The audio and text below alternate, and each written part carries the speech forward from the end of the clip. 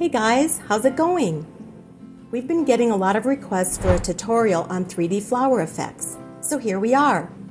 Today I'll show you how to make 3D flower resin coasters step by step.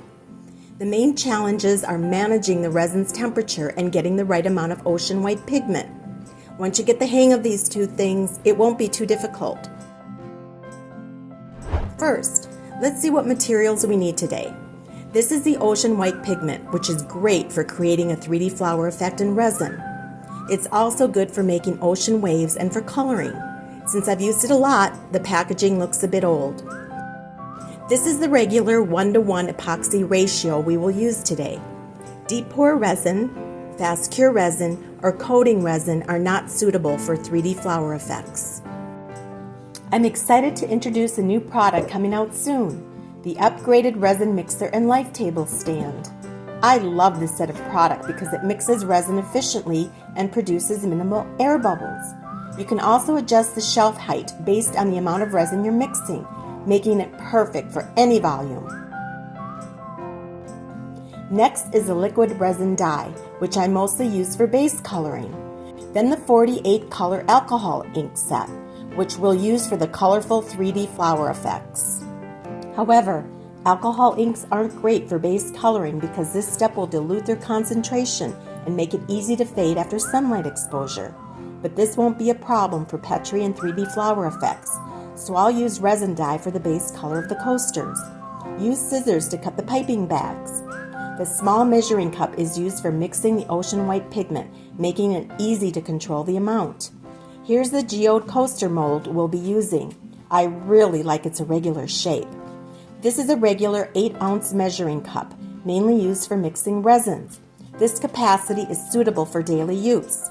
The piping bag will be used to hold the blended white resin.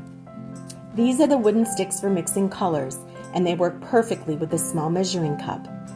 A thermometer is very important for monitoring the resin temperature, which is also the key to whether we can successfully make 3D flower effect. Dental floss is used for drawing the 3D flower patterns. The lighter is used to remove air bubbles from the surface of the resin. This is the chrome marker that can give our coaster a decorative gold trim. We've got everything we need here, so let's get started. Let's mix the resin first. This resin comes with a safety cap design, so you need to press down on the cap and unscrew it. There's also a stopper to prevent leakage. Make sure to put it back after use. We'll be using a total of 8 ounces of resin, measured 1:1 ratio by volume. First, pour in part A, followed by part B. You can see these two resins have different densities, giving the mixture a silky texture.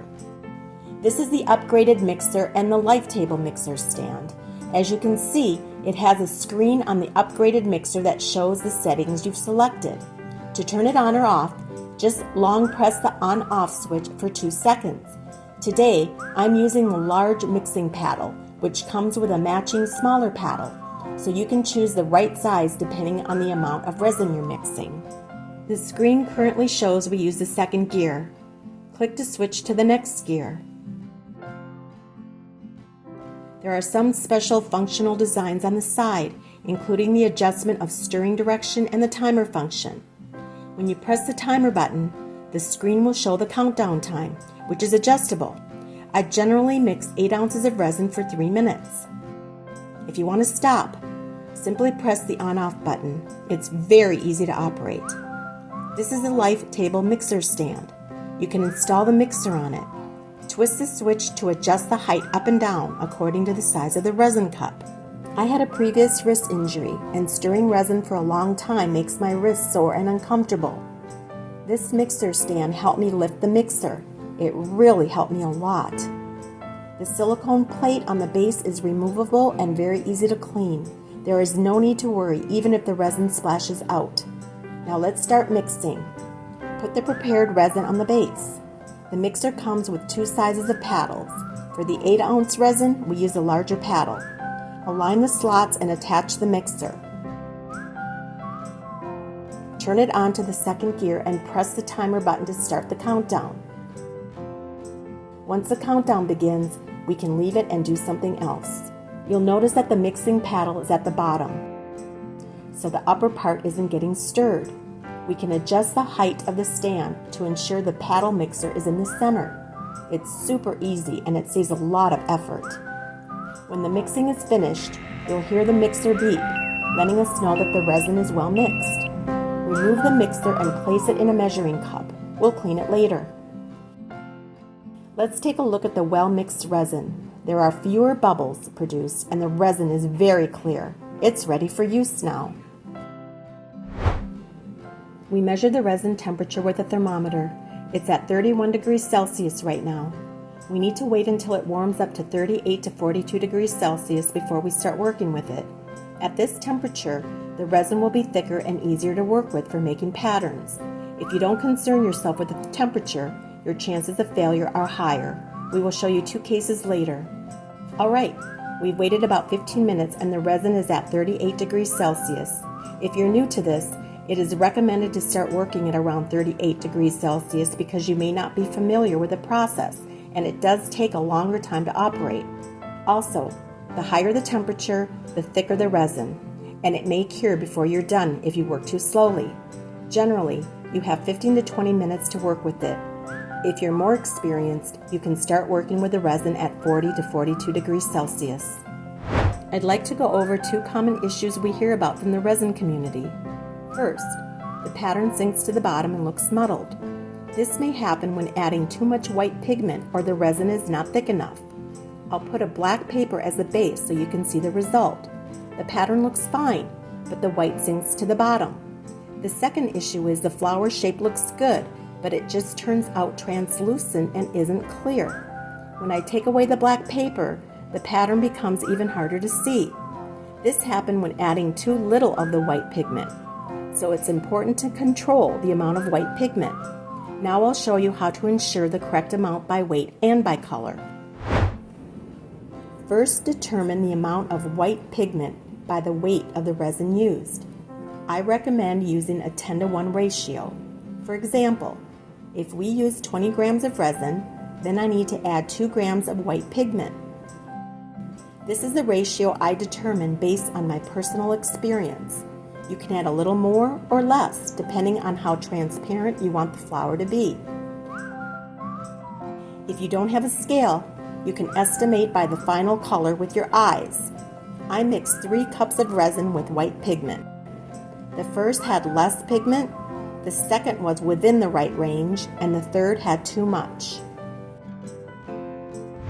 You can use a stirring stick to scoop up some resin, then tilt it to let the resin slide down and leave a thin layer on the stick. Check how transparent it is.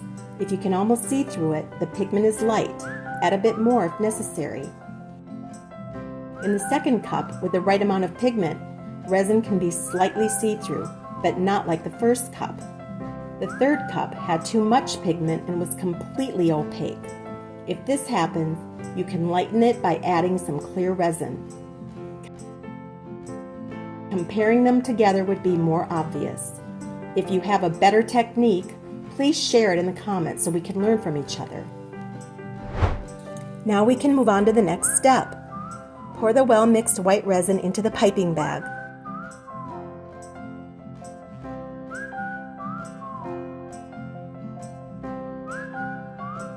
Squeeze it to the bottom and tie a knot to prevent leaks. Cut a 2mm slit with scissors. Don't cut too large or the resin amount will not be easy to control. Pour a small amount of resin into the coaster, filling it almost 2/3 of the way. Ensure the table is flat or the flowers will be off-center when they cure. I used 3 colors from the alcohol ink set. Make sure to use alcohol ink, not resin dye, to achieve the flower bloom effect. First, drop pink in the middle, then a circle of yellow around it, leaving a small gap between each color so the alcohol ink spreads evenly. Finally, drop a circle of purple ink. For the stamen effect, use white pigment to squeeze dots at the center of the coaster, creating 3 to 4 circles.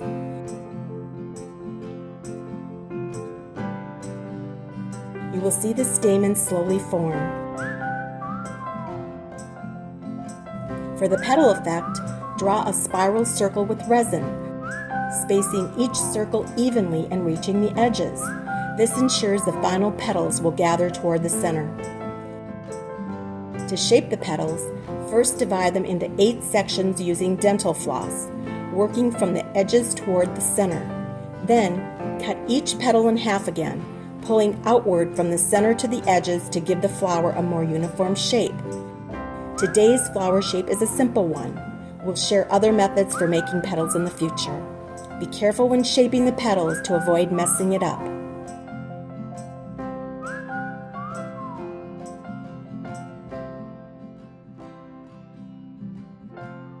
As the resin cures, you'll see the changes slowly. Wait 12 hours before moving on to the next step. After 12 hours, I used blue resin dye for the base of the coasters. I mixed blue and black to make the petals more visible, with a ratio of almost 4 drops of blue to 1 drop of black. Let's use the mixer to help us mix the resin color.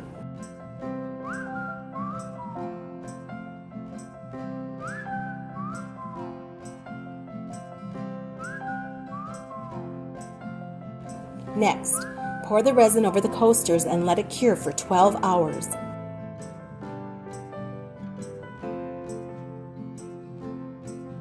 It's time to demold.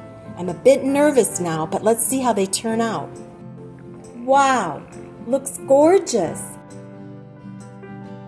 But the yellow and pink in the middle are a bit lighter. We'll do better next time. People have asked about how to protect the gold tracing on the sides from fading or from rubbing off.